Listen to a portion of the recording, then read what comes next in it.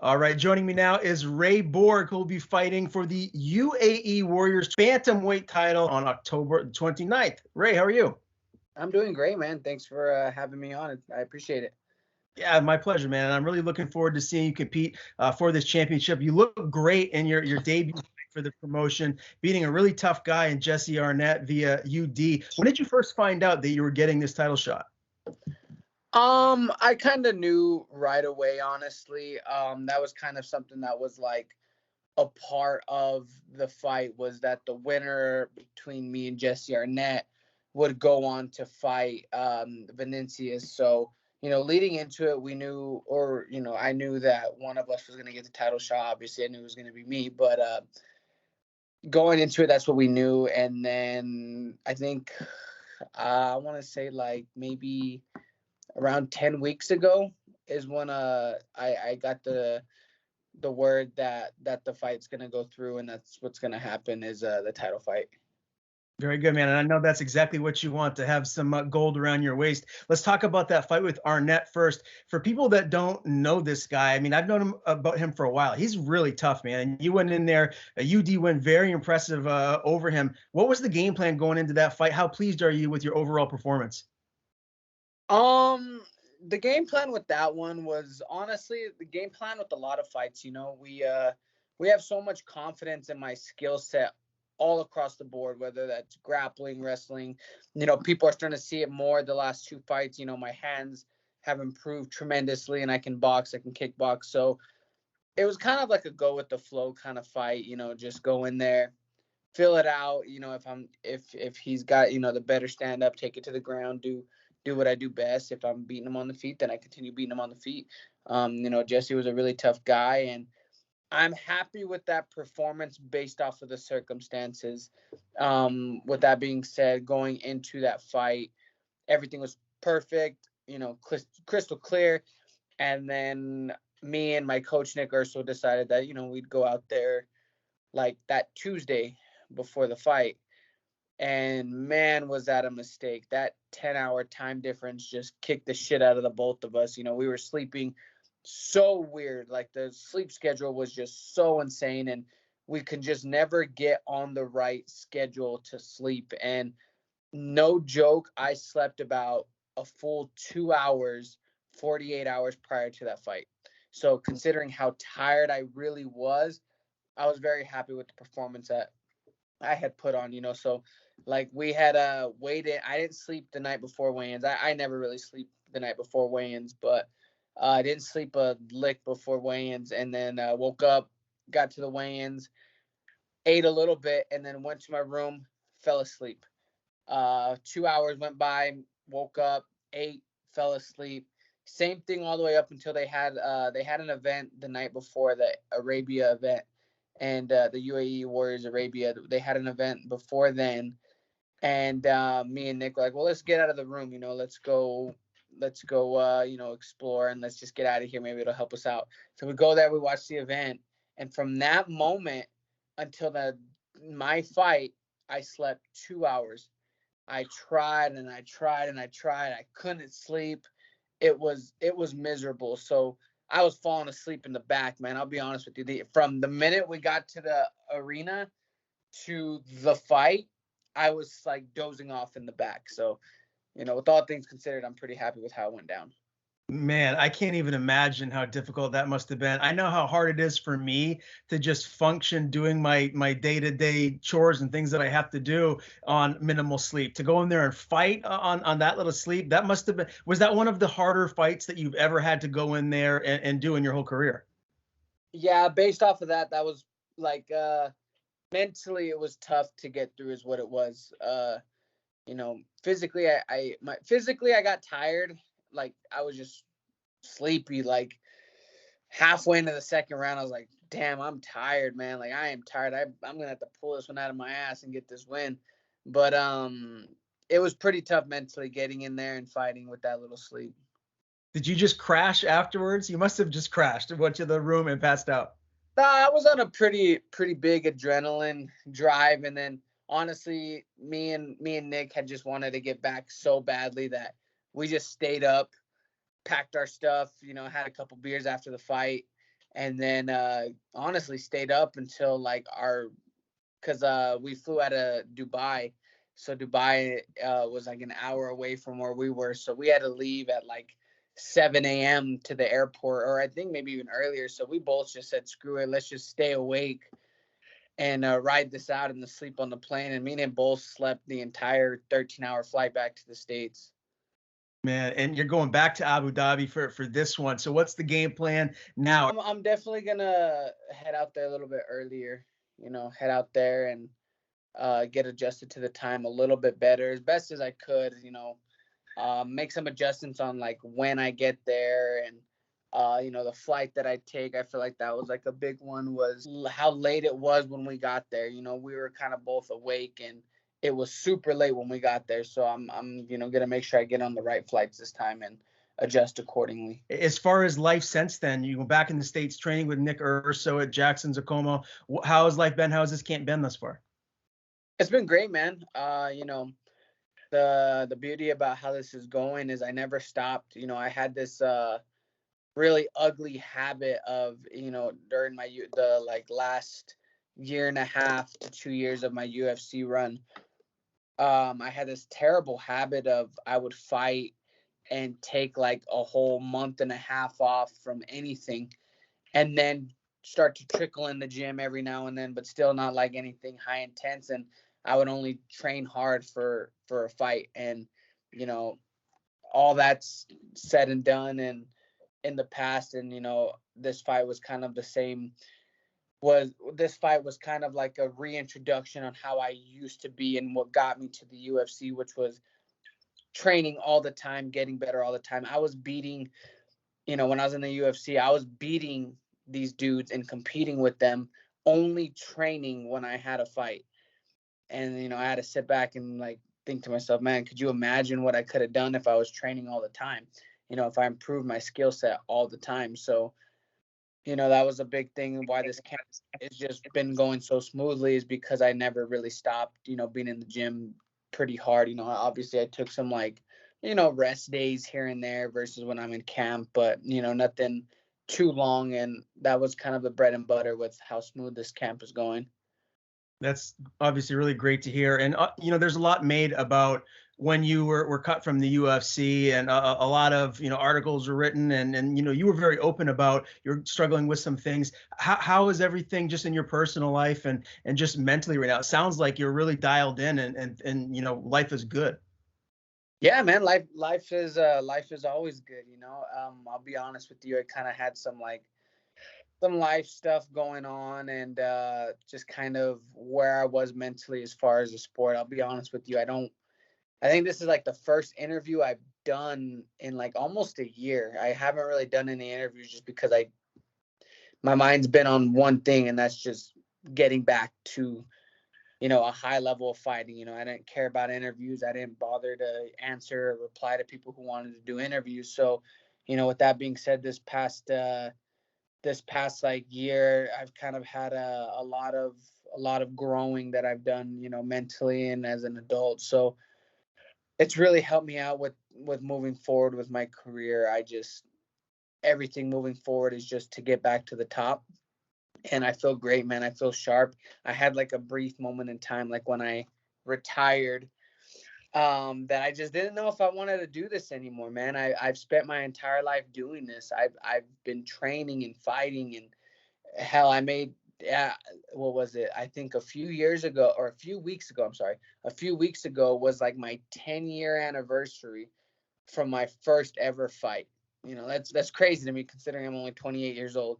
But I've been doing this since I was a kid, and it's just been constant fighting. So like for a brief moment, I was like, man, do I even want to do this? Sometimes I'd rather just live a regular blue collar life, and then the minute I let it slip out of my hands, something snapped and said, dude, this is all you do. This is what you do.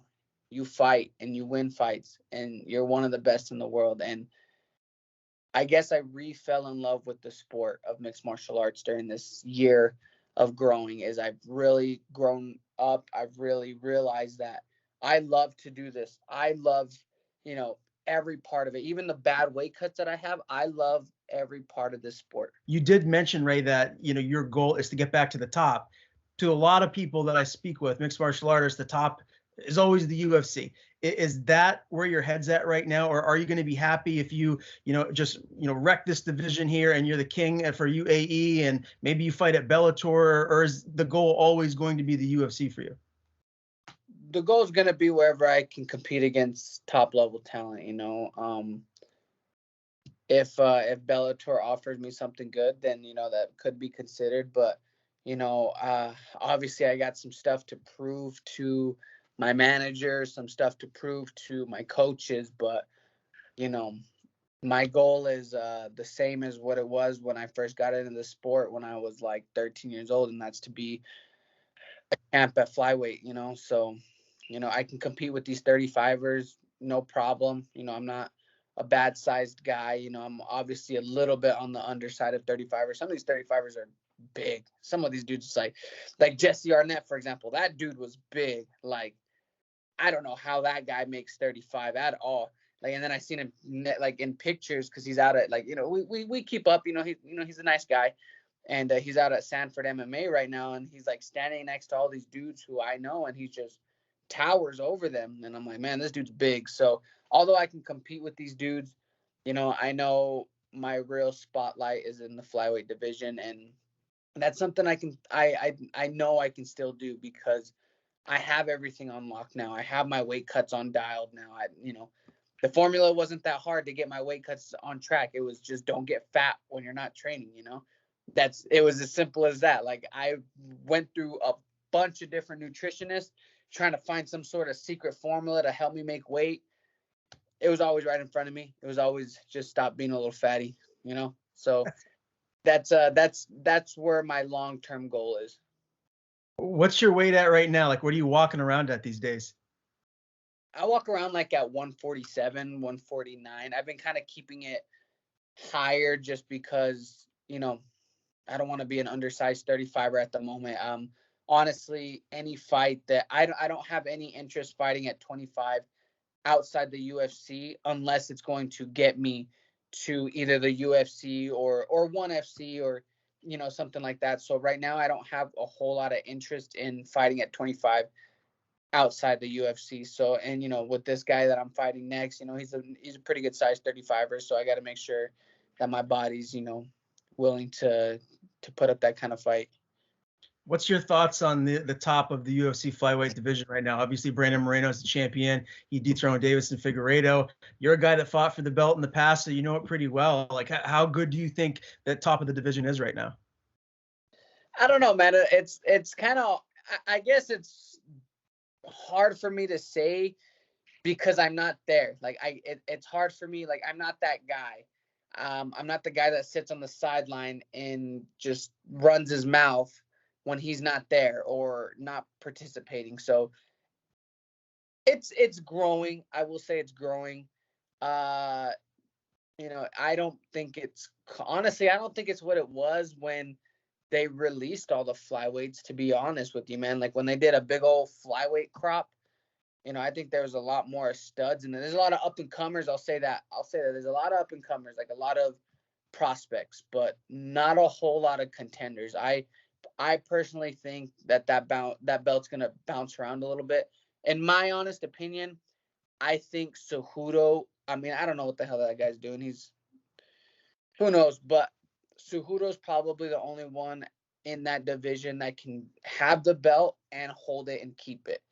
But then you got Cody coming down too, so that shakes things up a lot, man. Cody's a stud, so if Cody wins that belt, Cody can keep it for a long time, So it's as far outside of like Cody and stuff, the rest of the guys are just average up and comers, they're just prospects to me.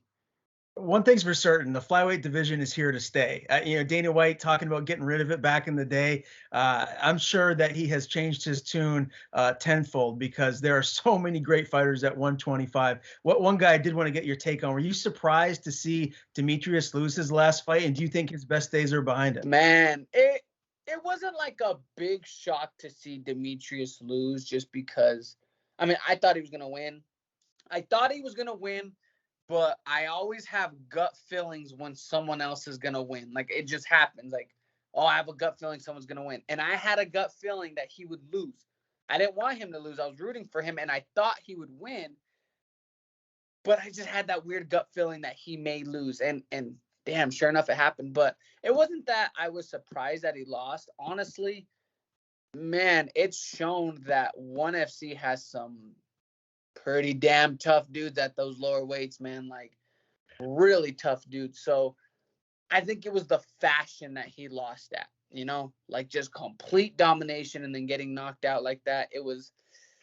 That was more of the surprise, and I don't think his better days are behind him, you know. I really don't. That guy was just big, man. That's a big flyweight. That's a big flyweight. So, and DJ's always been undersized, you know. I'm not the biggest guy out there, but I was way bigger than DJ when we fought. So, you know, he's an undersized guy, so sometimes that could play a factor in it, but I don't believe his best days are behind him. I think he can the thing about DJ is he's like the king of rematches. You know, his mind is so sharp, especially like his fight IQ. He wins the rematch all the time in better fashion. So if he gets back up on those, you know, he'll get back to that top spot in ONE FC. And if he fights this guy again, he'll be his approach will be a lot different. And I think he can beat him the second time around.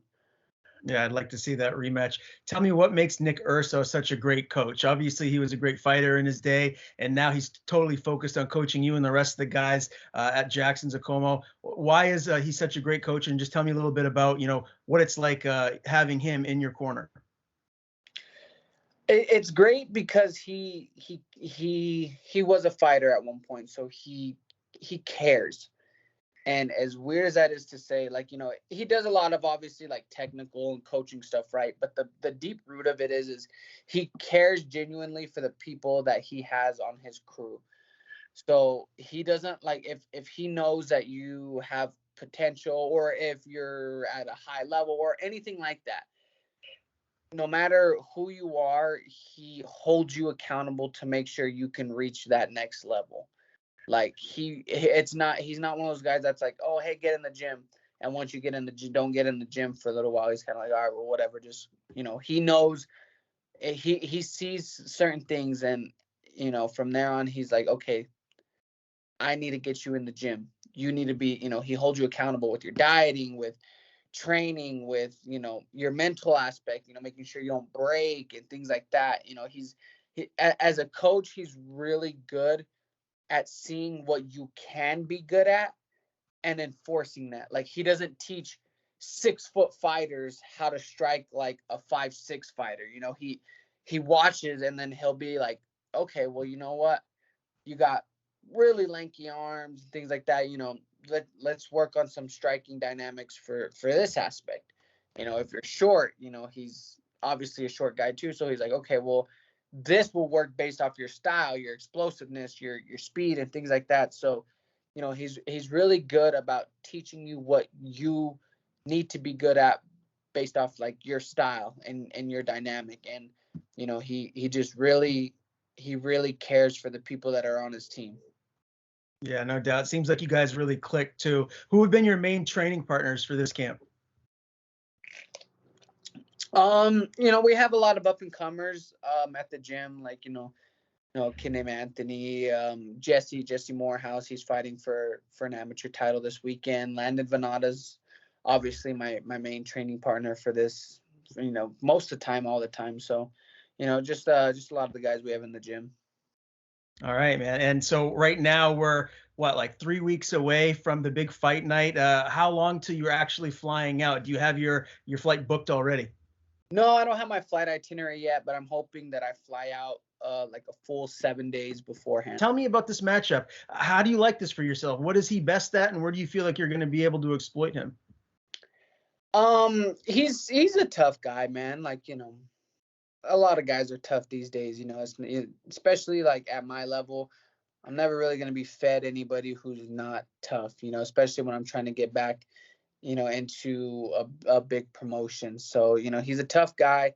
wild brawler, Brazilian Conor McGregor thing that he's doing is I don't understand it, but he's just talking a lot of shit. But it's not my first rodeo, man. This is his first big fight, so he's just gonna run his mouth and run his mouth. But as far as a fighter, he's got power. He's wild. He's crazy. He's not scared. He's reckless. I'd say that's the most dangerous thing about him is that he's just reckless. But he's a tough guy. Do you see this fight going long, or do you think you're going to be able to finish him early? What's your prediction? I don't know if I want to finish him that early. I kind of want to show him what high level fighting is all about. I think that's going to be the big difference. Is he's got a big record, but anybody can have a big record based off of who you're fighting, and especially in like lower promotions, you can just get fed fight after fight after fight after fight. So that doesn't mean shit to me, but he's going to see the difference of a higher IQ'd fighter and a fighter who's been to the top, been to the mountaintop, and a fighter who knows how to put together, the right game plan to win, not just go in there trying to, get into a slobber knocker every time. He's going to see a high level fight is what he's going to see. And that's going to be a big difference. Do you have a contract with UAE? Do you have multiple fights that you're fighting for the promotion? No, not at the moment. Just kind of like a fight by fight basis. So it's still up in the air. If you win the belt, you might vacate it and leave back to whether it's the UFC or Bellator or PFL, wherever it may be. The future is still really up in the air for you. Yeah, man. I mean, I'm literally in a position where I take it on a fight by fight basis. I'm a realist. I've never been fake with myself, with anybody around me. I'm a realist, and I haven't quite put myself in the best position career-wise to be like, hey, I'm going to be in Bellator. I'm going to be back in the UFC. I have to reprove myself. I have to climb back up that ladder, that high-level ladder to show that I belong there, and I'm respected enough to be there. And what I mean by respected is like, people are going to respect that I'm going to show up and make the weight every time, not have any issues, leading into fight week or anything like that. So, right now I'm just kind of on a fight by fight basis mentally. I'm just going to keep knocking down whoever they put in front of me until, I'm going to make them want me is the thing. Is I'm not going to ask them to. I'm going to make them want me. Must be nice only having to cut to 135 for this one rather than go all the way down to 125, right? It's nice. My everyday living, that's the nice part about being at 35 is my body's definitely adapted to 35. I'll tell you that. Like I've even posted pictures like previous UFC fights, I always had that I'm going to get back to 25 mentality. So I never cared to like make my body in prime shape at 35, but considering where things are now, who knows? I might end up wanting to just stay at 35, wherever that takes me. If I just start smashing dudes outside the UFC to get back in the UFC at 35, I mean, it's nice to have that flexibility in your lifestyle. When I fight back at 25, if that day comes, there's going to be a lot of tweaking to my lifestyle. Right now I live a very flexible lifestyle. I still eat clean. I'm still in the gym constantly, but there's a whole lot of flexibility. If I want a Snickers here and there, it doesn't do even a lick of anything to my body. But at 25, it's like I can't even smell a Snickers. Yeah, man, I wouldn't know what that's like. I mean, I look at a slice of pizza and I feel like I gained 10 pounds. So I'm hopeless when it comes to that. But listen, Ray, the future is clearly bright for you, my man. I appreciate you giving me a little bit of your time here today. Again, October the 29th, the bantamweight title for UAE on the line. Ray Borg meets Vinicius De Oliveira. Pleasure interviewing you here for the first time, man. Before I let you go, I want to give you the floor. Tell people where to follow you on social media, and if you have anyone to thank, the floor is yours, man. Yeah, follow me at Tasmex UFC, both on Instagram and Twitter. Shout out to CBD Warrior, All in K9, all my sponsors, Kick 66, all those guys, they're a big help in my camp and my preparation for this fight.